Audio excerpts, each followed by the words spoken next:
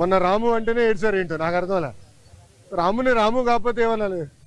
రాముడు మంచి బాలుడు అనాలా ఏంటి? సో రాముతో నేను మాట్లాడి వెల్కమ్ బ్యాక్ అమ్మా, కొంచెం టైం లేదు. అది కాదు విచిత్రం అంటే చెప్తాను. ఈరోజు మీరు ఎవరు విశాఖ స్టీల్ ప్లాంట్ గురించి అడగల. మొన్నటి వరకు ఒక్క నిమిషం ఆగండి అమ్మా, ఒక్క నిమిషం ఆగండి. మీడియా మిత్రుల్లో ఎప్పుడు అడిగినా విశాఖ స్టీల్ ప్లాంట్ అని ఫస్ట్ బుల్లెట్ నాలో దింపేవారు. నేను ఆనాడు ఏం చెప్పాను? ప్రైవేటీకరణ జరగనీయము, అవ్వదు, మార్క్ మై వర్డ్స్ అని చెప్పా. ఈరోజు కట్టుబడి ఉన్నా స్వామి, మేము కట్టుబడి ఉన్నాం. ఎన్డీఏ ప్రభుత్వం ప్రజల దయవల, ఇదేదో మేము మా గొప్పతనం కాదు, ప్రజలు అద్భుతమైన మ్యాండేట్ ఎన్డీఏకి ఇచ్చింది కనుక ఈరోజు మేము మాట్లాడగలుగుతున్నాం. భారతదేశంలో అనేక ఉక్కు ఫ్యాక్టరీలు ప్రైవేటీకరణ జరుగుతుంటే కేవలం ఒక విశాఖ ఉక్కు కాపాడుకోగలం. దానికి కారణం మీరు ప్రజలు మాకు ఇచ్చిన మ్యాండేట్. 7 నెలల్లో స్టెబిలిటీ కోసం సుమారుగా 1300 నుంచి 1600 కోట్ల రూపాయలు స్టెబిలిటీ కోసం తీసుకొచ్చాం. ఇప్పుడు 11,000 కోట్ల రూపాయలు కేంద్ర ప్రభుత్వం నిధులు తీసుకొచ్చాం. ఆంధ్ర రాష్ట్ర ప్రభుత్వంగా సుమారుగా 2,500 కోట్లు వేస్తున్నాం. ఇది by way of water, by way of power stability ఇచ్చడం. సో ఉక్కు ఫ్యాక్టరీలో ఉన్న ఉద్యోగస్తులను కూడా కోరేది ఏంటంటే, ఇది రెండోసారి మన కేంద్ర ప్రభుత్వం బెయిలౌట్ ఇస్తుంది. మొదటిసారి ఇట్లనే ఎన్డీఏ ప్రభుత్వంలో తెలుగుదేశం పార్టీ భాగస్వామి అయినప్పుడు ఆనాటి ప్రధానమంత్రి వాజ్పేయి గారు సుమారుగా 13,000 కోట్లు ఇచ్చారు, 1,300 కోట్లు ఇచ్చారు. ఇప్పుడు 11,000 కోట్ల రూపాయలు ఇస్తున్నారు. ఇదంతా మనం దేశం కోసం మరి తిరిగి ఇవ్వాల్సిన బాధ్యత మనది. ఇదంతా ఎక్విటీ రూపంలో వస్తుంది, అప్పు కింద కాదు, మొత్తం ఎక్విటీ రూపంలో వస్తుంది.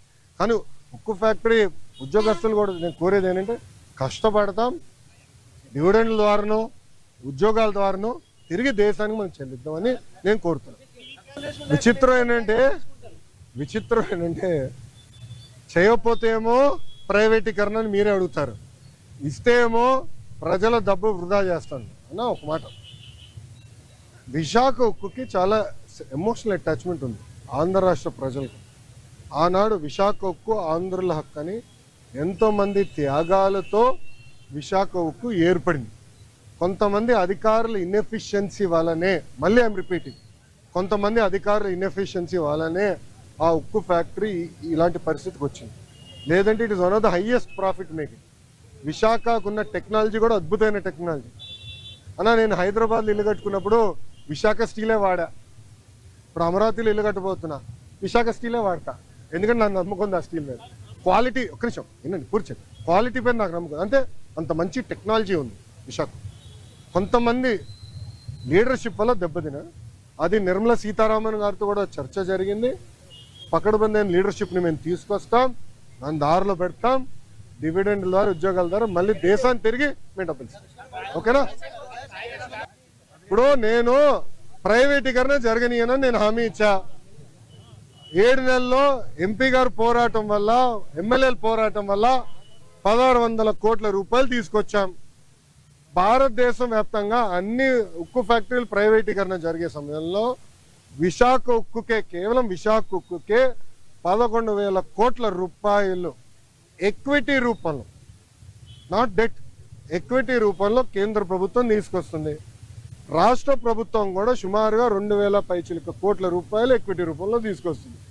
మళ్ళీ ప్రైవేటీకరణ అడుగుతాడు. నాకే అర్థం అవుతుంది, నీకు ఎట్ట సమాధానం చెప్పాలరప్ప, మీరే చెప్పండి, నాకు అర్థం అనా. ఒక్క నిమిషం, చంద్రబాబు నాయుడు గారు నాకు ఏ బాధ్యత ఇచ్చినా అహర్నిశలు నేను కష్టపడతా, పని చేస్తా, పార్టీని బలోపేతం చేస్తా. అంతేగాని పార్టీకి చెడ్డ పేరు మటుకు నేను తీసుకురాను. మీరు చూశారు, పాదయాత్రకి వెళ్ళా, నా వల్ల పార్టీకి ఏనాడు ఒక ఇబ్బంది కలగదు. నేను ఒక క్రమశిక్షణతో పార్టీ నాకు ఇచ్చిన ప్రతి బాధ్యత నేను నెరవేరుస్తాను, కట్టుబడి ఉన్నా. కొత్త కమిటీల్లో నేను కూడా ఒక చర్చ చేస్తున్నా, రేపు పాలిట్ బ్యూరోలో డిస్కస్ చేస్తున్నా. ఒక వ్యక్తి ఒక పదవిలో 3 టర్ముల కన్నా ఎక్కువ ఉండకూడదు నేను వ్యక్తిగతంగా నమ్ముతాను. అది నా వ్యక్తిగత అభిప్రాయం, పార్టీ అభిప్రాయం కాదు, నాయకుల అభిప్రాయం కాదు, నా అభిప్రాయం, లోకేష్గా నా అభిప్రాయం. నేను కూడా ఈసారి నేషనల్ జనరల్ సెక్రటరీగా ఉండకూడదని నేను భావిస్తాను.